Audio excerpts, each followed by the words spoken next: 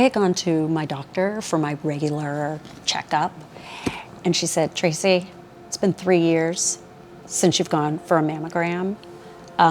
You need to get on the ball and get this taken care of. We have a million excuses. You know, I have 2 girls, I'm really busy, got a lot of stuff at work going on. So I went and got a mammogram. And they called me the next day and they said, you know what, we saw something, 95% of the time it's nothing. So, but you know, we want you to come back.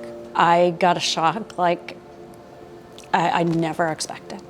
I think I'm really lucky, and honest to goodness, I just, after putting it off for so long, but I will tell you, when I got that call, and it was December 14th, 2018, 3 o'clock in the afternoon, she said, I'm sorry to tell you, but this is cancer. And you know, when you get something that's shocking to you, like I felt like, pardon the weather analogy, like I was just floating in a cloud, like it just wasn't, I just never in a million years expected it would be me.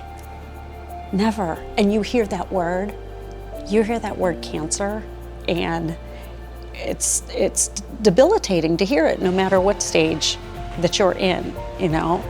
So my husband came home and I was just on the floor, just sobbing. I think the hardest thing was when I had to tell my children. I have 2 girls.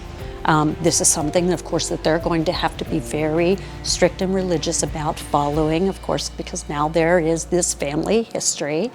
But that was the hardest thing. And my oldest one, I will never forget that day that I told her.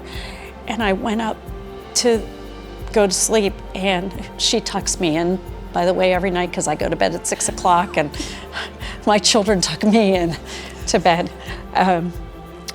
But she's quite the artist, and she had done almost in calligraphy a Bible verse. You know, I had surgery and everything, and I had to go for treatment after that, and I still continue with treatment now. But look at me, I've been able to come to work, and I want everybody, if possible, to be that fortunate too.